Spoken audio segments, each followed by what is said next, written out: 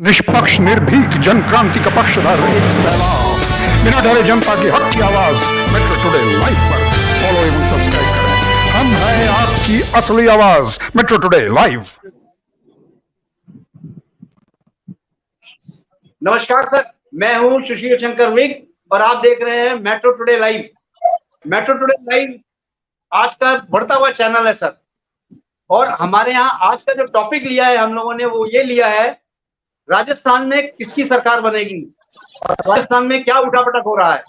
हमारे साथ इस समय जो पैनल पे जुड़े हुए हैं वो हैं शांतनु बैनर्जी। शांतनु बैनर्जी जयपुर से हैं और ये जुड़े हुए हैं हमारे साथ और काफी अच्छे प्रवक्ता भी हैं और ये सारी राजनीतिक में माहिर भी है। उसके बाद हमारे साथ जुड़े हुए हैं चंद्रशेखर जी। चंद्रशेखर जी हमारे डीडवारा से हैं, ये एनजीओ भी चलाते हैं और एनजीओ में काफी अच्छा अपना महत्व रखते हैं। और हमारे साथ जुड़े हुए हैं अवरेल मलिक जी। अवरेल मलिक जो हैं ये भाजपा के नेता हैं, राष्ट्रीय अध्यक्ष हैं केसरिया रक्षा फाउंडेशन के, राष्ट्रीय सह सचिव हैं प्रधानमंत्री जन कल्याण योजना के, और काफी अच्छा इनका रोल है और बड़े अच्छा अभिवक्ता भी हैं। और एक हमारे साथ जुड़े हुए हैं राकेश जी द्विवेदी जी। तो हम लोग शुरू करते हैं, किसकी सरकार राजस्थान में या किसका पलड़ा भारी है। तो हम शुरू करते हैं, सीधा सबसे पहला सवाल करेंगे अवरेल मलिक जी से। अवरेल मलिक जी, आपको राजस्थान की कुछ तो पता होगा उस समय क्या चल रहा है, क्योंकि बीजेपी ने टिकट तो अपनी दे दी है, पहली लिस्ट निकाल ली है, लेकिन उन्होंने लिस्ट नहीं निकाली है बीजेपी कांग्रेस ने। इसका क्या कारण हो सकता है अवरेल जी? जी देखिए, भारतीय जनता पार्टी निश्चित रूप से पूर्ण बहुमत के साथ राजस्थान राज्य में सरकार बना रही है, इसमें कोई दो राय किसी व्यक्ति को नहीं होना चाहिए। और जिसको दो राय है इसका अर्थ है कि वो राजनीति जानता नहीं है या फिर राजनीति का विद्यार्थी व व्यक्ति नहीं रहा है।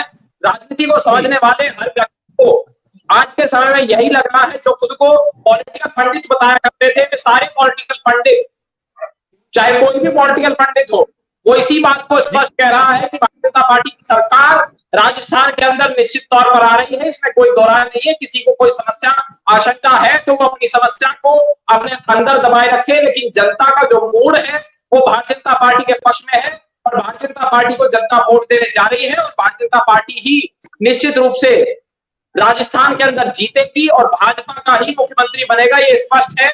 और कमल निश्चित रूप से खिलेगा, ये जनता ने बता दिया है, क्योंकि अशोक गहलोत की सरकार के द्वारा हिंदू विरोधी फैसले लिए गए, हिंदू विरोधी कार्य किए गए, और जिस प्रकार से राजस्थान राज्य के अंदर ना ही तो कोई इंफ्रास्ट्रक्चरल डेवलपमेंट किया, कोई इंफ्रास्ट्रक्चरल डेवलपमेंट राजस्थान राज्य के अंदर नहीं हुआ, और इकोनॉमिक कंडीशन बिगड़ी हुई है राजस्थान की। जी, हिंदुओं के खिलाफ कार्य करने का बीड़ा संकल्प उठाया हुआ है अशोक गहलोत जी ने। तो आज के समय में भारतीय जनता पार्टी के पक्ष में माहौल चल रहा है, और जिस प्रकार से माननीय प्रधानमंत्री नरेंद्र मोदी जी की सोच है, सबका साथ, सबका विकास, सबका विश्वास, इसके आधार पर, इस संकल्प के आधार पर, इस नारे के, इस मंत्र के आधार पर भारतीय जनता पार्टी निश्चित रूप से राजस्थान, छत्तीसगढ़, मध्य प्रदेश, सभी राज्यों में जहां जहां भी चुनाव होंगे वहां निश्चित रूप से जीतेगी। कोई शंका संदेह किसी को नहीं होना चाहिए।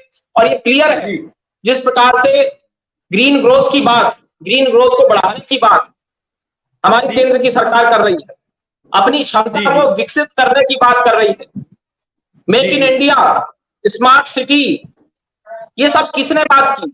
यूथ पावर को बढ़ाने की बात किसके द्वारा की गई? अंतिम व्यक्ति तक पहुंच हो, योजनाओं का लाभ अंतिम व्यक्ति तक पहुंचे, अंतिम व्यक्ति सरकार के द्वारा रन की जाने वाली समस्त योजनाओं का लाभ उठा सके। वो किसकी विचारधारा थी, किसकी सोच थी? नरेंद्र मोदी जी की सोच थी, भारतीय जनता पार्टी की सोच थी। और जिस प्रकार से समावेशी विकास की आप बात कर लीजिए, आप थोड़ा सबके जीवन फिर और इंफ्रास्ट्रक्चरल डेवलपमेंट की आप बात कर लीजिए, इन्वेस्टमेंट की आप बात कर लीजिए, इन सभी कार्यों को करने का काम जिस प्रकार भारतीय जनता पार्टी की सरकार के द्वारा, नरेंद्र मोदी जी की सरकार के द्वारा किया, अभूतपूर्व है। किसी को कोई शंका संदेह अगर इसमें है तो उसकी शंका संदेह समस्या जनता इस बार निकाल देगी, क्योंकि पूरे राजस्थान की जनता केवल और भारतीय जनता पार्टी पर भरोसा करने वाली है, भाजपा को ही वोट देने वाली है। और जिस प्रकार से नरेंद्र मोदी जी की सरकार के द्वारा अनेकों योजनाएं चलाई गई, हमारी सरकार लगातार जनता का विकास कर रही है, किसानों का विकास कर रही है, गरीबों का विकास कर रही है। हमारी सरकार सोचती है कि गरीब को रोटी किस प्रकार से मिले। हमारी सरकार सोचती है कि जो गरीब रात को भूखा ना सोए, ये संकल्प हमारी सरकार द्वारा किया गया।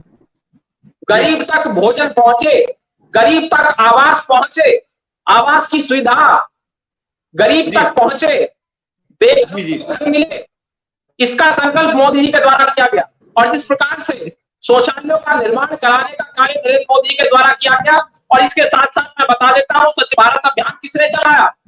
ये तो सोच नहीं थी कांग्रेस पार्टी, जबकि महात्मा गांधी का यह संकल्प था कि स्वच्छता बहुत महत्वपूर्ण है। परंतु क्या किया जाता था कांग्रेस पार्टी के द्वारा? कांग्रेस पार्टी ने तो महात्मा गांधी के सपनों तक को मारने का कार्य किया।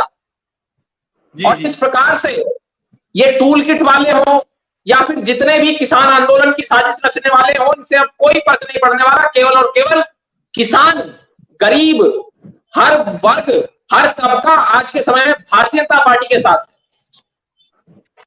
चंद्रशेखर जी, आप इसको कैसे देखते हैं? क्योंकि टिकट बंटवारा अभी हुआ नहीं है कांग्रेस में, टिकट अभी उनकी फर्स्ट लिस्ट ही नहीं आई है। अभी बीजेपी वालों की भी जो लिस्ट आई है वो 40 लिस्ट आई है, उसमें भी अभी घमासान हो रहा है क्योंकि वसुंधरा राजे को टिकट नहीं दिया गया है। आज भी वसुंधरा राजे के पास टिकट नहीं है। आप कैसे देखते हैं चंद्रशेखर जी? हेलो चंद्रशेखर जी, राजस्थान की हालत है ना अभी, तो ये भाई जी बोल रहे थे अभी, अब अबरेल जी, क्या नाम है इनका? हाँ मलिक जी बोल रहे थे ना जो, तो अब ये मोदी जी को लेकर कहाँ तक जाएंगे? हाँ बोलिए बोलिए बोलिए चंद्रशेखर जी, आवाज आ रही है, बोलिए। लोकसभा चुनाव लड़ेंगे, मोदी जी को लेकर ये लोकसभा चुनाव लड़ेंगे, विधानसभा चुनाव लड़ेंगे, क्या करेंगे? ये कुछ खुद भी तो कुछ करेंगे। अभी अशोक गहलोत पोटली खोली है उसने, तो अब ये क्या पोटली लेके आए चुनाव जीतने के लिए? वसुंधरा क्यों आ रही 2019 का चुनाव?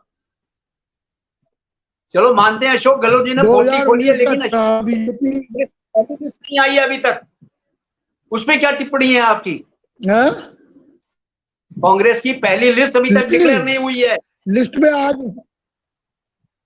आज लिस्ट में हाईकमान में चर्चा वो चल रही है, और शायद चर्चा तो कल से चल ना, कांग्रेस की भी लिस्ट बाहर आ जाएगी।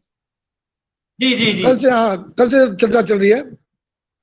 और मुझे तो अब की बार है ना, क्योंकि ये दोनों पार्टियां है ना, कुत्ता बिल्ली वाला खेल जो राजस्थान में हो रहा है ना, तीसरा मोर्चा इनका फायदा उठाएगा। तो तीसरा मोर्चा कौन फायदा उठाएगा? है ना, ये जगह तैयार कर रहे हैं, हाँ? कौन फायदा उठा ले जाएगा तीसरे मोर्चा में? ये तीसरे मोर्चे में अब जो भी निर्दलीय हैं, हनुमान बेनीवाल की पार्टी है, आप पार्टी है ना, और बसपा भी अब यहाँ 1-2 सीटें निकालती है।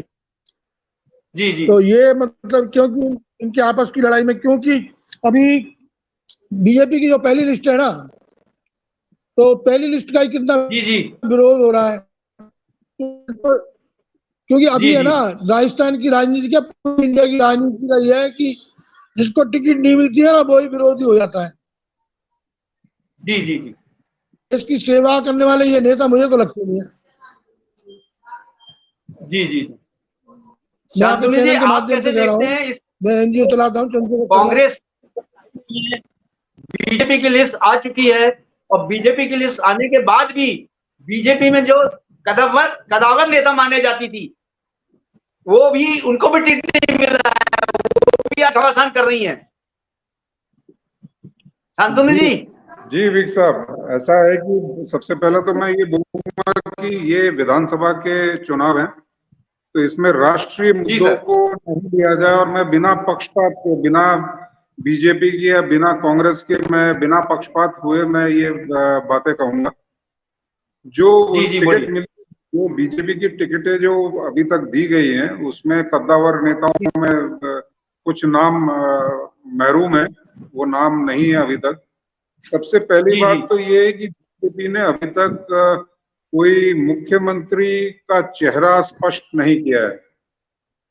तो मुख्यमंत्री का चेहरा अगर स्पष्ट नहीं होता है तो ये एक जो आगे तक जो इशारा जाता है मतदाताओं के लिए वो अच्छा नहीं जाता है, कि इसका मतलब ये है कि ये अभी तक इस बात पर फैसला नहीं कर पाए कि पार्टी का लीडर कौन होगा, जो निश्चित रूप से अच्छी बात नहीं है। तो आप पार्टी के लीडर के रूप में एक किसी का चेहरा तो आपको प्रक्षेपण करना पड़ेगा, वो प्रक्षेपित अभी तक किया नहीं गया है। दूसरी बात ये है कि जहां तक हम ये समझते हैं कि किस पार्टी की बहुमत हो सकती है, तो अभी तक मेरा ये मानना है कि जो स्थिति है वो स्पष्ट नहीं है। मैं इसको 50-50 के ऊपर कहूंगा, क्योंकि जो शहरी इलाके हैं वो शहरी इलाकों में बीजेपी का प्रभुत्व थोड़ा ज्यादा है और ग्रामीण इलाकों में कांग्रेस का प्रभुत्व थोड़ा ज्यादा रहेगा। ग्रामीणों में भी जो झुंझुनू की बेल्ट रहेगी या जिस बेल्ट में राजपूत वगैरह हैं, तो उसमें हो सकता है कि झुकाव थोड़ा सा बीजेपी की तरफ ज्यादा हो। तो इस तरह से कुल मिला के अगर देखा जाए तो अभी तक 50-50, 50-50 के अनुपात में ये चल रहा है। जो चीजें कांग्रेस को फेवर करती है वो इस तरह की, जैसे गहलोत जी की जो चिरंजीवी योजना है या महंगाई राहत कैंप है या इन्होंने जो 3 कॉलेज खोले हैं, तो वो कुछ इनकी उपलब्धियां हैं। और बीजेपी की तरफ से जो फायदे की बातें हैं या जो इनके लाभ की बातें हैं, वो क्या है कि जो कांग्रेस पार्टी का किसी एक मजहब या एक कौम के प्रति थोड़ा सा रुझान ज्यादा है, उस रुझान की वजह से शायद इनको थोड़ी सी मुश्किलें पेश आए। तो जो आम जनता के ऊपर जो जा रही है बात, वो ये जा रही है कि शायद इनका एक किसी कौम या एक किसी मजहब के प्रति थोड़ा सा रुझान ज्यादा है, तो वो इनके थोड़ा सा विपरीत जा सकता है।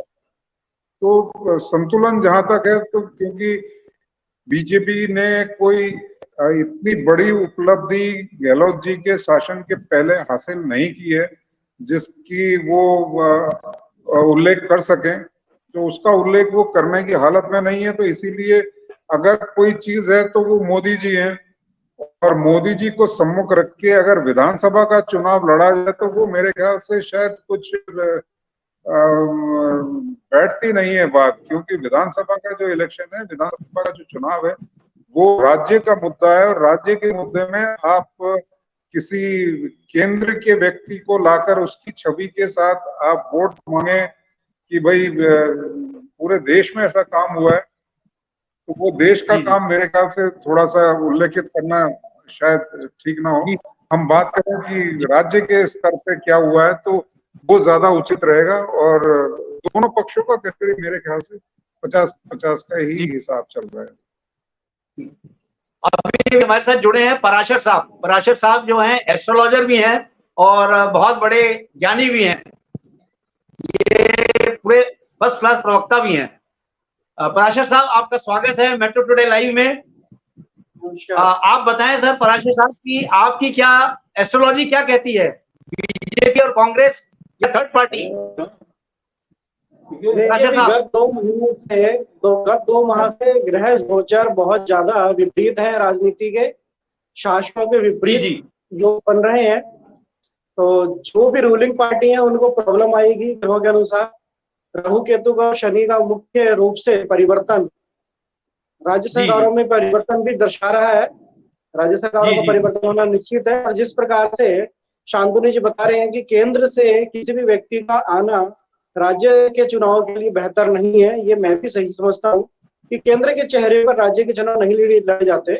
राज्य का अपना अलग है, राज्य के अलग मुद्दे होते हैं।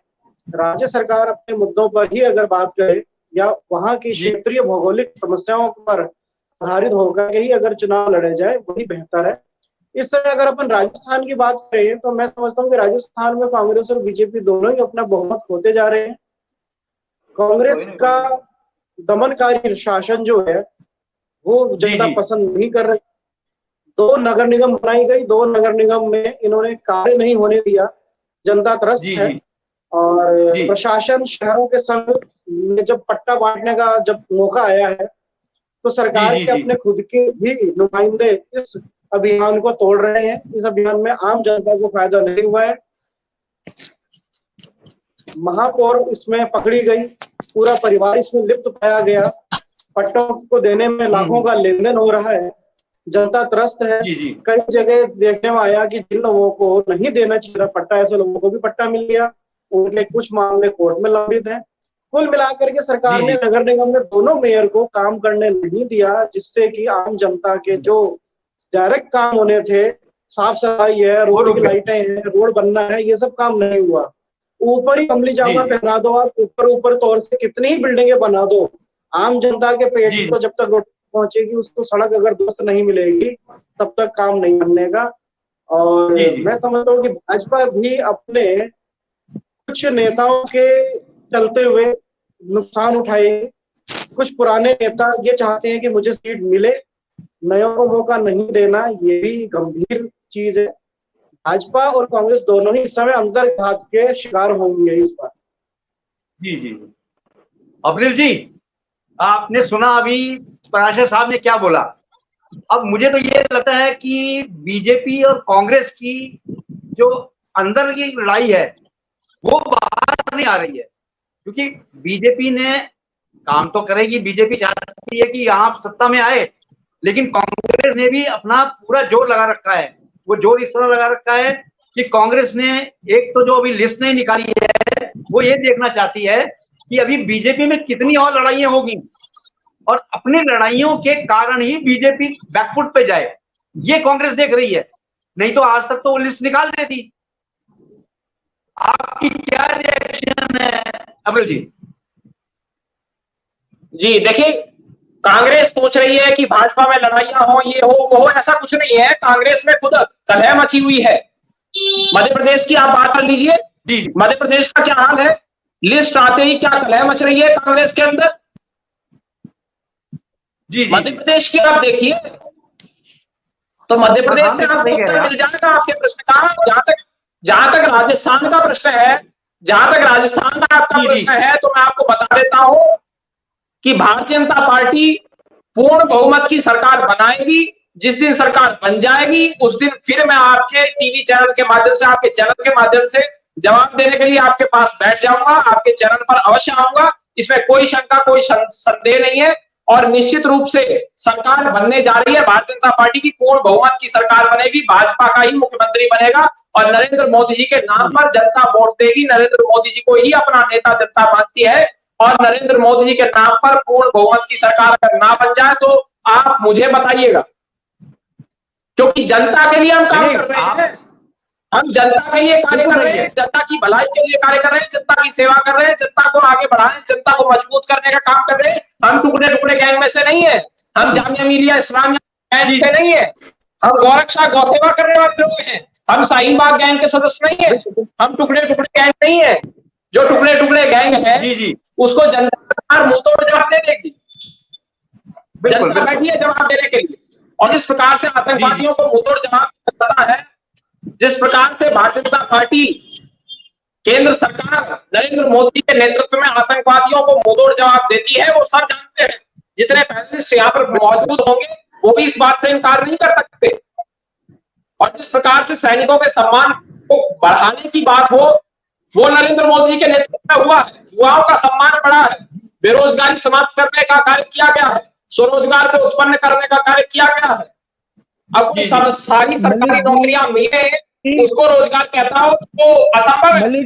सारी सरकारी नौकरियां नहीं हो सकती, लेकिन नरेंद्र मोदी जी ने स्वरोजगार के माध्यम से बेरोजगारी को समाप्त करने का जो कार्य किया वो अभूतपूर्व है। और जिस कारण से मैं सभी आंकड़े भी प्रदर्शित कर सकता हूँ। और ये कांग्रेस वाले जो कांग्रेस की बात करते हैं, कम से कम वो ये तो बता दें, जिन्होंने संसद के ऊपर हमला किया, अफजल गुरु, उनको जी करके कांग्रेस के नेता संबोधित करते हैं।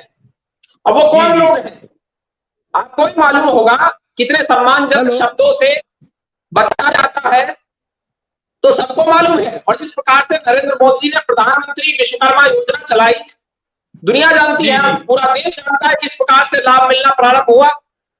तो किसके द्वारा ये सब कार्य किए जा रहे हैं? नरेंद्र मोदी के द्वारा किए जा रहे हैं। जिस प्रकार से सड़कें बनाने का कार्य प्रधानमंत्री नरेंद्र मोदी जी के नेतृत्व में और नितिन गडकरी जी के मार्गदर्शन में ये सारा कार्य चल रहा है, उसको सब जानते हैं। बिग जी तो गडकरी जी के द्वारा सरकार में, गडकरी जी सड़क परिवहन और राजमार्ग मंत्री हैं, उनके द्वारा जिस प्रकार से सड़कों का निर्माण, हाईवेज का निर्माण किया जा रहा है, वो आपको ही मालूम होगा। और यहाँ पर जितने पैनलिस्ट बैठे हुए हैं वे सब एग्री होंगे मेरी बात से। 370 पैंतीस से किसने हटाया, इस बात को बता दीजिए। नहीं जाती अभी जनता नहीं जाती, आप जनता अपनी कॉलोनी सुविधाओं को मानती है। नहीं, मैं आपको उत्तर दे देता हूँ। मोदी जी के द्वारा क्या किया गया है? सर्जिकल स्ट्राइक करने का काम भाजपा की सरकार ने किया, एयर स्ट्राइक करने का काम भाजपा ने किया, स्वर्ण आरक्षण का कार्य भाजपा की सरकार ने किया, राम मंदिर निर्माण का कार्य भाजपा की सरकार मोदी जी द्वारा किया गया। 3 तलाक की आप बात कर लीजिए, 3 तलाक, 370 और 35 से किस तरह हटा? जल शक्ति मंत्रालय का निर्माण किसके द्वारा किया? अरे सुनिए, तो सुनिए, मैं आपको उत्तर दे रहा हूँ, सभी प्रश्नों के उत्तर सबके मिल जाएंगे, सुनने का बस धैर्य रखिए। जल शक्ति मंत्री केंद्र में आपने व्यक्ति को बनाया है, आदरणीय गजेंद्र सिंह शेखावत जी, जो राजस्थान के बहुत वरिष्ठ नेता है। भाजपा के नेता अपने आप चुनाव नहीं हो रहा है, ये विधानसभा का चुनाव है। क्या बात की? नमामि गंगे की बात की, आप नमामि गंगे की बात कीजिए, नमामि गंगे, नमामि गंगे बताइए, राज्य चुनाव है, राज्य की बात करिए, राज्य की बात करिए, केंद्र की बातों से यहाँ चुनाव में समर्थन भाजपा को नहीं मिलने वाला। अरे सुनिए, तो कम से कम सुनने का प्रयास कीजिए। क्षेत्रीय समस्या अलग होती है। आपकी पार्टी के मुखिया जो नरेंद्र मोदी जी हैं, वे भी जिस जगह जाते हैं वहीं की समस्या को या वहीं की अच्छाइयों को भी अपने भाषण में बोलते हैं। इसलिए जिस जगह चुनाव होगा वहीं की बात अगर की जाएगी तभी सार्थक होगा। अगर हम भाजपा के, अगर हम सदस्य हैं या भाजपा के हम नेता हैं या हम कार्यकर्ता हैं, तो हमें भाजपा के जो संदेश है उसे जन जन तक पहुंचाना होगा। मैंने भी भाजपा में विस्तारक के रूप में काम किया है 1.5 साल, भाजपा को बहुत अच्छे से जानता हूँ। भाजपा के संघ के आदर्शोदय मंदिर स्कूल का ही मैं छात्र हूँ। पृष्ठभूमि पूरी आयु एक तरीके से समझ लो कि भाजपा के संघ को समर्पित है। लेकिन अगर जब तक आम जन की समस्याओं को दूर नहीं करेंगे हम, या आम जन की समस्या को नहीं समझेंगे, तब तक चुनाव में पूर्णतः जीत होना मुश्किल है। दूसरी बात, मोदी जी की जितनी भी विजय है या जय है, जिस भी तारीफ को आप कर दीजिए, जिस भी फंड को गिनाइए, वो अंतर्राष्ट्रीय स्तर पर या फिर केंद्र के स्तर पर, केंद्र के चुनाव में 2024 में ये बातें बहुत अच्छी लगेंगी। इस बातों पे हम चुनाव जीतेंगे निश्चित रूप से। 400+ सीटें मोदी जी के समर्थन में आएंगी। लेकिन अभी जब हम बात कर रहे हैं 5 राज्यों के चुनाव की, तो हमें उस राज्य की समस्या पर या उस राज्य के अंदर जो चल रहा है उस पर ही केंद्रित होकर के अगर बात करेंगे तभी निष्कर्ष निकलेगा, अन्यथा हम पीछे रह जाएंगे। शांतनु जी, बीजेपी ने जो पहली लिस्ट निकाली है उसमें 41 लोग थे। 41 के बाद भी उसके अंदर अंतराकलह चल रहा है, यानी डैमेज कंट्रोल अभी तक बीजेपी ने कंट्रोल नहीं किया है। और अभी सेकंड लिस्ट में भी सुनने में यह आ रहा है अंदर की बात कि वसुंधरा जी का नाम सेकंड लिस्ट में भी नहीं है। शांतनु जी, आप कैसे देखते हो इसको? इसमें जो ये पहली सूची जो निकली है भाजपा की, उससे ये स्पष्ट परिलक्षित है कि अंतर कलह उनमें काफी है। उनमें जो वो उन्होंने कोशिश ये की है कि अच्छे लोगों को वो टिकट दें, लेकिन वो अच्छे और बुरे का चुनाव करने की स्थिति वो पार्टी की है या नहीं है वो कह नहीं सकते, क्योंकि आम आदमी इस चीज का चुनाव करे। और जैसे ही ये सूची जारी हुई है तो एक स्पष्ट परिदृश्य आदमी के मानस पटल के ऊपर बन जाता है। वो स्पष्ट रूप से अंकित हो जाता है कि शायद भाजपा को भी ये पता नहीं है कि वो अपने आप को किस तरह से प्रस्तुत करे। वो प्रस्तुत अपने आप को कर नहीं पा रही है, और वो उनका जो अंतर्कलह है, अपने आप को ठीक से प्रस्तुत न कर पाना, किसी अच्छे लीडर का या नेता का एक चेहरा ना दे पाना, ये जो सारी चीजें हैं वो कुछ उनके लिए घातक सी सिद्ध हो सकती हैं। घातक नहीं भी हो तो उनके लिए कम से कम अच्छी नहीं है। दूसरा जो है, अब भी हम जो जा रहे हैं वो सिर्फ सूचियों के बारे में जा रहे हैं। ये विधानसभा का जो चुनाव लड़ा जाएगा वो ये रहा है कि प्रधानमंत्री जी की छवि बनाम राज्य का जो कार्य है उसके बीच में चल रहा है। तो प्रधानमंत्री जी की छवि के साथ राज्य के जो चुनाव है उनका आंकलन करने की बजाय बेहतर ये होगा कि हम ये आंकलन करें कि इसके पहले वाली भाजपा सरकार ने क्या किया और अभी के कांग्रेस सरकार ने क्या किया। तो इन दोनों के आंकलन के बाद ही हम विधानसभा का जो मत विभाजन है या जो लोकमत है या जो मतदाताओं की अभिरुचि है उसकी पहचान हम तभी कर पाएंगे जब हम दोनों सरकारों को हम पास रख के हम उसको देखें, न कि केंद्र सरकार को और राज्य सरकार को। जी अब्रिल जी विधानसभा चुनाव में राजस्थान में 200 सीटें हैं। आपका क्या आकलन कहता है कि कितनी सीटें बीजेपी यहां से लेके आ सकती है? जी देखिए, मैं आपको स्पष्ट कर देता हूं, जो मैं अपना अनुमान नहीं बता रहा जी, मैं सर्वे के आधार पर बता रहा हूं। मेरे केसरिया रक्षा फाउंडेशन के द्वारा भी सर्वे किया गया और काफी बड़े स्तर पर हुआ, सभी विधानसभा क्षेत्रों में हुआ। भारतीय जनता पार्टी, मैं कम से कम बता रहा हूँ 200 में से, अगर मैं ज्यादा कहता तो 180 में कह सकता हूं, लेकिन 150 से ज्यादा सीटें भारतीय जनता पार्टी को आएंगी ये निश्चित है। आप इस बात को लिखकर रख लीजिए, 150 से ज्यादा भाजपा आ रही है, उसमें कोई समस्या किसी को होनी चाहिए। वापस हम डिबेट करेंगे इससे, आपकी बात को वापस रखेंगे कि अब्रिल जी ने बोला था 150 प्लस आएगी और आई है, वो हम वापस करेंगे डिबेट आपके लिए। बिल्कुल 150 प्लस आएगी, आप डिबेट कीजिएगा और अगर 150 बिल्कुल कम आए तो हमको बताइए। जी देखिए, भारतीय जनता पार्टी निश्चित रूप से जीतेगी, ये सुनिश्चित है, जनता के द्वारा सुनिश्चित किया गया है। और क्योंकि नरेंद्र मोदी जी के द्वारा अनेकों योजनाएं चलाई गई, कुछ लोग क्या बोल रहे थे अभी पैनल में बैठ करके कि केंद्र सरकार की योजनाओं का गुणगान करना गलत है। तो मैं इन लोगों से पूछना चाहता हूं, अब राज्य की बात कीजिए, केंद्र की बात मत कीजिए, राज्य की बात कीजिए, केंद्र की बात मत कीजिए। अरे मैं ये पूछना चाहता हूं, जो केंद्र की योजनाएं रन की जाती है, चलाई जाती है, जो स्कीम्स चलाई जाती है पब्लिक वेलफेयर के लिए, जनता की भलाई के लिए, तो वे राज्यों के अंदर जाती है कि नहीं जाती? अब राजस्थान के अंदर केंद्र सरकार की योजना का फायदा मिलेगा कि नहीं मिलेगा? और राज्य की बात कर रहे हो आप, राज्य की तो बात तब करेंगे ना जब अशोक गहलोत हमारा कोई मुख्यमंत्री हो। हमारा तो अब कोई मुख्यमंत्री नहीं है, तो राज्य की बात आप कैसे करोगे?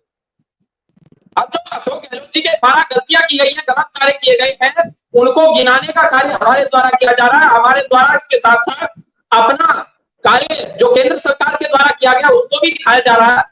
तो दोनों के आधार पर भारतीय जनता पार्टी आ रही है। और मैं तो इस बात को भी दिखाने के लिए तैयार हूं कि हमारे नरेंद्र मोदी जी की सरकार है, तो मोदी जी की सरकार ने क्या किया जी। और जिस प्रकार राजस्थान की सरकार है उसने क्या विनाश करने का कार्य किया। अब हम किसका कार्य बताएं जब राजस्थान में है ही कांग्रेस। तो राजस्थान की बात हम कर रहे हैं, राजस्थान की भलाई की बात कर रहे हैं। प्रधानमंत्री जनधन योजना किसके द्वारा चलाई गई? मैं पूछना चाहता हूं यहां बैठे पैनलिस्टों से। स्वच्छ भारत अभियान किसने रन किया, किसने चलाया? आयुष्मान भारत किसने चलाया? नोटबंदी किसने की? GST, goods and services tax, इसको कौन लाया? आप बताइए। बेनामी संपत्ति एक्ट को कौन लाया? मेरे पास आंकड़े भी मौजूद है, लाभार्थियों के आंकड़े भी मौजूद है, किसको क्या बेनिफिट हुआ, बेनिफिशियरीज के आंकड़े, उनके ओपिनियन भी मेरे पास मौजूद है। मैं आंकड़ों के आधार पर बात करता हूं, बगैर आंकड़े बात नहीं करता हूं। मुद्रा योजना किसने चलाई? उज्ज्वला योजना किसने चलाई? सौभाग्य योजना किसने चलाई? प्रधानमंत्री जीवन ज्योति बीमा योजना किसके द्वारा चलाई गई? प्रधानमंत्री सुरक्षा बीमा योजना किसके द्वारा चलाई गई? आप बताइए। झूठ पर मत कीजिए। किसान सम्मान निधि किसने चलाई? मैं पूछना चाहता हूं, किसान सम्मान निधि, किसानों को सम्मान देने वाला, बेटी बचाओ बेटी पढ़ाओ की बात करने वाला, बेटी बचाओ बेटी पढ़ाओ योजना को चलाने वाला कौन व्यक्ति था? वो महापुरुष नरेंद्र मोदी जी थे। और कौन था जो बेटियों के संरक्षण की बात करता हो, बेटियों को पढ़ाने की बात करता हो? वो महापुरुष नहीं तो क्या है? और उससे प्रश्न पूछा अगर ऐसा कार्य लोगों के द्वारा किया जा रहा है तो इसका अर्थ है कि आज के समय में लोग भी ईमानदार नहीं है। मैं जनता की बात नहीं कर रहा हूं, कुछ पैनलिस्टों की बात कर रहा हूं जो इस डिबेट में बैठ करके सवाल पूछ रहे हैं भारतीय जनता पार्टी से। हमारे हाथ में तो राजस्थान की सरकार नहीं है। अगर हमारे हाथ में राजस्थान की सरकार होती तब आप हमारे से पूछते राजस्थान में हमारी सरकार लाइएगा, एक साल के अंदर जो परिवर्तन आएगा मैं आपके चैनल पर बैठ कर बताने को तैयार हूं। मैं निश्चित रूप से बताऊंगा आपके चैनल पर बैठकर। जी जी अब्रिल जी, एक बात बताओगे, डैमेज कंट्रोल कैसे करोगे? क्योंकि कांग्रेस ने बहुत सी फ्री रेवड़ियां बांटी हुई हैं, बहुत सारी फ्री रेवड़ियां बांटी हुई हैं, उसको डैमेज कंट्रोल कैसे करेगी बीजेपी? सबसे बड़ा सवाल तो ये उठ रहा है। नहीं कांग्रेस नहीं सुशील जी, मैं आपको बता देता हूं, कांग्रेस ने कुछ ज्यादा ही रेवड़ियां बांट दी, भ्रष्टाचार करके रेवड़ी बांट दी। भ्रष्टाचार की रेवड़ी है, जनता देख रही है उस रेवड़ी को, जनता उस रेवड़ी को भी देख रही है किस प्रकार से बेरोजगारी फैलाती है। जनता उस रेवड़ी को भी देख रही है कांग्रेस की कि किस प्रकार से हिंदुओं के का नरसंहार एक प्रकार से खुलेआम कराने का कार्य राजस्थान में कांग्रेस की सरकार के द्वारा किया गया। किस प्रकार से हिंदुओं की हत्याएं वहां पर की जाती है, किस प्रकार से वहां पर बलात्कार कर रहे हैं, किस प्रकार से वहां पर महिलाओं का शोषण किया जा रहा है, महिला सुरक्षा किस प्रकार से समाप्त हो चुकी है, किस प्रकार से बेरोजगार युवा वहां पर घूम रहे हैं, किस प्रकार से रोजगार वहां पर समाप्त हो चुका है, किस प्रकार से स्वरोजगार शून्य है, क्या स्वरोजगार है, किस प्रकार से केंद्र की जो योजनाएं हैं उनका पूरा लाभ ना मिल सके इसका प्रयास किया जाता है अशोक गहलोत के द्वारा। जनता सब जानती है, जनता बहुत ज्ञानी है, जनता को मालूम है। इस बात को जनता को मालूम नहीं। मैं ग्राउंड पर जाकर के भारतीय जनता पार्टी के लिए प्रचार कार्य राजस्थान में मेरे द्वारा किया गया, कई जिलों में मैंने दौरा किया। मैंने ये पाया कि भारतीय जनता पार्टी के पक्ष में मोड़ है और जिस प्रकार से हमारे वरिष्ठ नेताओं के द्वारा यात्रा भी वहां पर निकाली गई, जिस प्रकार से कार्यक्रम हमारे वरिष्ठ नेताओं के द्वारा किए जा रहे हैं,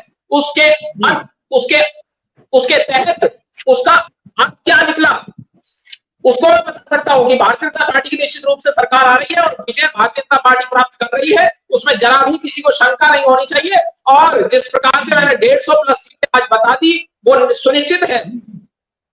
ईवीएम में केवल और केवल कमल का बटन ही दबेगा, केवल कमल का बटन जनता दबाएगी ईवीएम के अंदर। ईवीएम में दूसरा कोई बटन जनता दबाएगी ही नहीं, हाथ का पंजा नहीं दबाएगी जनता, कमल का बटन ही जनता दबाएगी, पक्का है। जी पराशर साहब, अब आप ये बताइए कि कांग्रेस ने जो इतनी सारी रेवड़ियां बांटी हुई हैं उसको कंट्रोल तो कर रही है कांग्रेस, लेकिन अभी क्या हो रहा है कि कांग्रेस में भी फर्स्ट प्लेस इसलिए जारी नहीं कर पा रहे क्योंकि इन्होंने जिनको कहा था कि हम आपको देंगे टिकट, उनको टिकट कांग्रेस नहीं दे रही है। जैसे 33% महिलाओं को आरक्षण देने के लिए बोला था, टिकट देने के लिए बोला था, अब ये कांग्रेस तो फंस चुकी है। 33% महिलाओं को टिकट कहां से देगी? कल ही अभी दिल्ली में जो इन लोगों ने पीवीसी की मीटिंग की थी, मीटिंग में भी ये डिक्लेयर हुआ था कि टिकट दी जाएगी, लेकिन अभी टिकट का कोई स्वरूप ही तैयार नहीं हुआ है राजस्थान में, किसको टिकट दें किसको ना दें। क्योंकि कल ही हम लोगों ने देखा था इतनी लंबी लाइन लगी हुई थी वहां पे टिकट लेने वालों की। हर आदमी गहलोत जी हर को आश्वासन दिया था कि आप काम करो, हम आपको आने वाले विधानसभा में देंगे टिकट। अब बताओ मेरे को पराशर साहब, ये कैसे चलेगा? किसको किसको टिकट देगी कांग्रेस? ऐसी पार्टी जिसकी प्रधानमंत्री इंदिरा गांधी रही हो, ऐसी पार्टी जिसकी अध्यक्ष भी सोनिया गांधी रही और आज प्रियंका गांधी भी उस पार्टी में अहम रोल निभा रही है, और उसके बावजूद वो लोग 33% आरक्षण महिलाओं को नहीं दे पा रहे। ये कांग्रेस की सबसे बड़ी हार है और जनता इस चीज को देख रही है। जनता इस चीज का जवाब भी चुनावों में देगी। खासतौर से मेरा आह्वान भी महिलाओं को रहेगा, जो मतदाता हैं वे इस बात के लिए कांग्रेस को उसका असली चेहरा जरूर दिखाएं। वास्तविकता ये है कि महिला आरक्षण कांग्रेस की वजह से रुका हुआ था, जिसे मोदी जी ने सक्सेसफुली पास करवाया है। वो उन्हीं की रणनीति थी जिस वजह से ये महिला आरक्षण पास हो पाया। कांग्रेस की बहुत सारी गलतियां कई सालों की हैं, 75 वर्ष में कांग्रेस ने बहुत भारी गलतियां करी है, इसीलिए वो आज हाशिए पर है। अब टिकट बंटवारे में कांग्रेस में साफ साफ गहलोत जी ने कह दिया था कि जो जिताऊ होगा, वो चाहे युवा हो, वो चाहे प्रौढ़ हो, मैं उसको टिकट दूंगा। तो गहलोत जी को तो सिर्फ अपनी सरकार बचाने की 5 साल और आगामी समय में भी वो अपनी सरकार बचाने के लिए, सरकार बनाने के लिए प्रयासरत रहेंगे। उनको महिलाओं के सम्मान से कोई मतलब नहीं है। हालिया में ही उनके मंत्रालय के खास मंत्री के बेटे का नाम भी महिला उत्पीड़न में आया है। 5 केस महिला उत्पीड़न के जब्त में चल रहे हैं। इसमें किसी भी प्रकार से इन्होंने कोई ध्यान नहीं दिया। शांति धारीवाल ने विधानसभा में ये कहा था कि ये तो राजस्थान है, यहाँ तो ये सब चीजें होती रहती हैं। तो ये सीनियर मंत्री का ऐसा बयान समाज में देना ये बहुत शर्मनाक है। वास्तविकता यही है कि युवाओं को, महिलाओं को, सभी को कांग्रेस के विरोध में ही मतदान करना चाहिए, लेकिन हम भाजपा वालों को भी इसके लिए ठोस कदम उठा करके ही चलना पड़ेगा। सिर्फ हम इस उम्मीद में रहें कि हम बहुत अच्छे मेजोरिटी में आ रहे हैं तो उससे चुनाव नहीं जीते जाते। अतिशयोक्ति ना करें, हमेशा रण में रहें। यही रणभेदी जो है इस पर अनुसार चलना चाहिए। यही हमारे सीनियर लीडर्स का हमेशा कहना रहा है। जी जी अप्रैल जी जी 35% का आरक्षण का चल रहा था इनका, कांग्रेस का। इसमें तो लगता है कांग्रेस फेल हो रही है। तो भी कैप्चर करना, तो बुनाने की कोशिश करेगी हमारी बीजेपी। और बीजेपी ने अगर वो 33% को भी बुना लिया तो आपके जो आंकड़े हैं वो आंकड़ों के ऊपर चले जाएंगे। आप जो आंकड़े आपने दिए हैं अभी मेट्रो टुडे लाइव में, वो आंकड़े से भी आप ऊपर निकल जाओगे। और होना भी यही चाहिए, क्योंकि आपके जो आंकड़े आते हैं वो बड़े सटीक आते हैं और आप जो बगैर ऑथेंटिसिटी के बात ही नहीं करते हो। इसलिए आपकी हर बातों को हम बहुत गहन से चिंतन करते हैं और उसको लेके आते हैं जनता के सामने, और जनता को ये दिखाते हैं कि अब्दुल जी जो बोल रहे हैं उसको सोचो, समझो और फिर देखो क्या कहते हैं, क्योंकि आपके सटीक होते हैं। तो बताएं इसमें कि यहाँ पे क्या हो रहा है इस मामलों में। जी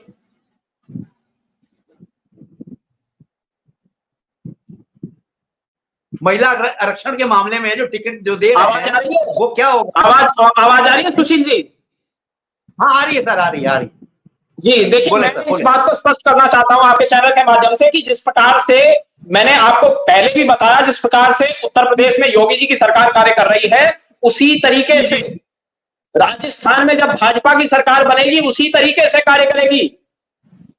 जिस प्रकार से बुलडोजर बाबा उत्तर प्रदेश में कार्य कर रहे हैं, उसी प्रकार से गुंडे माफियाओं के विरुद्ध कार्रवाई राजस्थान के अंदर की जाएगी। ये मत आप सोचिए कि राजस्थान में ऐसा नहीं होगा। इस बात को समझिए, राजस्थान में भी ऐसा ही होगा। मध्य प्रदेश में शिवराज जी ने भी ऐसा ही किया, जिस प्रकार से अपराधी कार्य किया गया। असम में आप देख लीजिए, हेमंत बिश्व शर्मा जी के द्वारा क्या किया जा रहा है, किस प्रकार से जिहादियों को सबक सिखाने का कार्य किया जा रहा है, अपराधियों को सबक सिखाने का कार्य किया जा रहा है। ये स्पष्ट है आज के समय में कि कोई भी आज के समय का युवा कोई मौलवी से नहीं पढ़ना चाहता।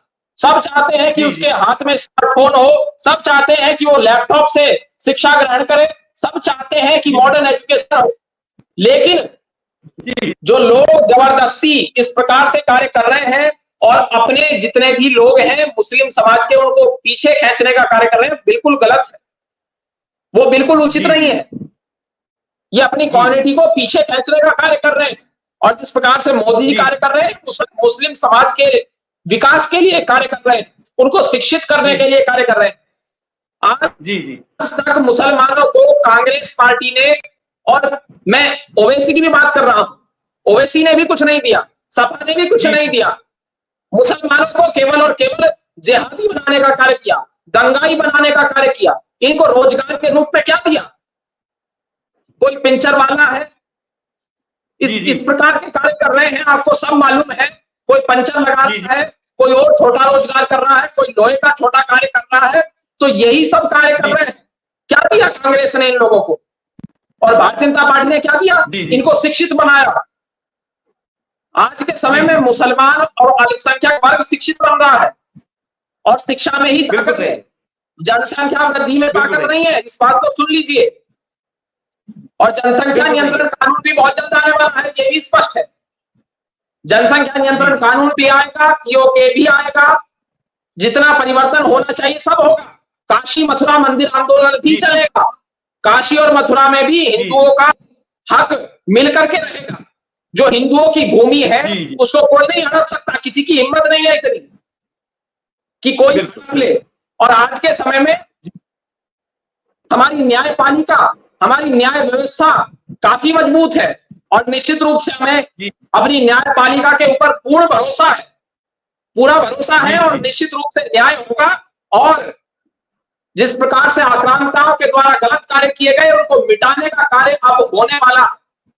और जिस प्रकार से भारतीय जनता पार्टी की आप बात कर लीजिए, दूसरी ओर कांग्रेस की बात कीजिए, ये सारे चोर, लुटेरे, डकैत, राम विरोधी, सनातन विरोधी और जिस प्रकार से राष्ट्र के खिलाफ बयान देने वाले, सेना से सबूत मांगने वाले, एक वो आम आदमी पार्टी वाला अरविंद केजरीवाल है, दिल्ली का मुख्यमंत्री, वो सेना से सबूत मांगता है, वो सेना के खिलाफ बोलता है। क्या शर्म नहीं आती इन लोगों को सेना से सबूत मांगने के समय? और मैं इन लोगों से पूछना चाहता हूं, ये जो अरविंद केजरीवाल आया था, अन्ना जी के कंधे पर बंदूक रख करके इसने चलाई और जिस प्रकार से ये मफरल लगाकर घूमता था और वो नीले रंग की वैगनार गाड़ी थी। अब वो नीले रंग की वैगनार कहां है? कहां गई वो नीले रंग की वैगनार जिसमें प्रचार किया करता था केजरीवाल? अब कितनी गाड़ियां हैं अरविंद केजरीवाल के पास? कितनी फॉर्च्यूनर है, कितनी रेंज रोवर है, जी जी जी, कितनी तो इनोवा है? जनता के पैसा तो है। बिल्कुल, ये जनता का पैसा है, दिल्ली वालों की कमाई है। ये 100-200 गाड़ियां जो केजरीवाल के साथ चलती है, ये जो काफिला है, ये जो आम आदमी पार्टी के नेताओं के पास बड़ी बड़ी गाड़ियां हैं। आप पुरानी खबरें उठा करके देखना, केजरीवाल के नेताओं के पास गाड़ी नहीं हुआ करती थी, विधायक बन गए थे लेकिन गाड़ी नहीं थी। उसके 1 साल के अंदर अंदर किस प्रकार से हर विधायक के पास बड़ी बड़ी गाड़ी आई, किस प्रकार से ये करोड़पति बन गए, किस प्रकार से अरब खरबपति बन गए, किस प्रकार से मनीष सिसोदिया हड़प कर बैठ गया करोड़ों रुपया, किस प्रकार से संजय सिंह ने भ्रष्टाचार कर दिया, किस प्रकार से आप देखिए सतेंद्र जैन ने भ्रष्टाचार कर दिया, किस प्रकार से जो संजय सिंह बोला करता था नरेंद्र मोदी जी के खिलाफ, आज वो जेल में है, मनीष सिसोदिया जेल में है, सतेंद्र जैन जेल में है। तीन लोग, महत्वपूर्ण लोग, और एक मुख्यमंत्री था, एक मंत्री था और एक सांसद था राज्यसभा का। ये तीन लोग जेल में हैं। उप मुख्यमंत्री sitting deputy chief minister jail में है और खुद को भगत सिंह बताते हैं, भगत सिंह का चेला बताते हैं। ये भगत सिंह का अपमान कर रहे हैं, भगत से अपनी तुलना करते हैं, केजरीवाल कट्टर ईमानदार बताते हैं। मैं पूछना चाहता हूं लोगों से आपके माध्यम से, जिस प्रकार से भगत सिंह का शिष्य खुद को बताते हैं, तो भगत सिंह कभी जेल में गए क्या? इन आरोपों के आधार पर जो आरोप इनके ऊपर लगे हुए हैं, क्या भगत सिंह के ऊपर कभी शराब घोटाले का आरोप लगा? ये भगत सिंह का क्यों अपमान कर रहे हैं? ये हमारे क्रांतिकारियों का अपमान क्यों कर रहे हैं? क्यों झूठ बोलने का कार्य कर रहे हैं? क्यों जनता को गुमराह कर रहे हैं? जनता सब समझती है और 70 में से 70 सीट इस बार दिल्ली विधानसभा चुनाव में भारतीय जनता पार्टी निश्चित रूप से जीतेगी जी, उसमें किसी को कोई शंका नहीं होनी चाहिए। भारतीय जनता पार्टी निश्चित रूप से जीतेगी, लिख करके आप रख लीजिए। अब्दुल जी टाइम हमारे पास इतना ही था, थोड़ा सा जी पराशर साहब भी बोलते। पराशर साहब आप भी बता दीजिए अपना लास्ट मोमेंट का जो अपना व्यूज है वो दे दें। पराशर साहब, जनता से एक ही अपील करूंगा, उचित को चुने, अपने भविष्य को सुनहरा बनाए, अंधकार का भविष्य अपने बच्चों को ना दें। सरकार अच्छी होगी, कार्य करने वाली होगी, तभी हमारा भविष्य बनेगा, अन्यथा देश गर्त में जाएगा। जो पिछले 75 सालों में हमने भोगा वो आगे ना भोगे, इस चीज को बहुत ज्यादा ध्यान रखें। ज्यादा से ज्यादा लोग चुनाव वाले दिन वोट देने जाएं, अपने मत का अधिकार का प्रयोग करें। शहरी क्षेत्रों में सबसे ज्यादा लोग छुट्टी मनाते हैं इस दिन, इसको छुट्टी न मनाएं, ये राष्ट्रीय पर्व के रूप में मना करके और अपना वोट देने का अधिकार उसका प्रयोग कीजिए, उचित सरकार बनाइए और अपने उचित भविष्य का निर्माण कीजिए। चलो साहब, अब विधानसभा का चुनाव होने वाला है। अब हम इसी उस पे बैठे हैं कि अब्दुल जी ने जो बोला है 150 प्लस हो और बीजेपी की सरकार आए या कांग्रेस की सरकार आए या किसी की सरकार आए, लेकिन अगर बीजेपी की सरकार आती है 150 प्लस लेके, तो अब्दुल जी वापस आएंगे इस डिबेट में और इनको हम लोग फिर स्वागत करेंगे कि जो आपने आंकड़े दिए थे बिल्कुल सही दिए थे। तो आप सभी पैनलिस्ट का धन्यवाद सर जी, बहुत बहुत धन्यवाद सर। जय हिंद सर, जय हिंद, थैंक यू।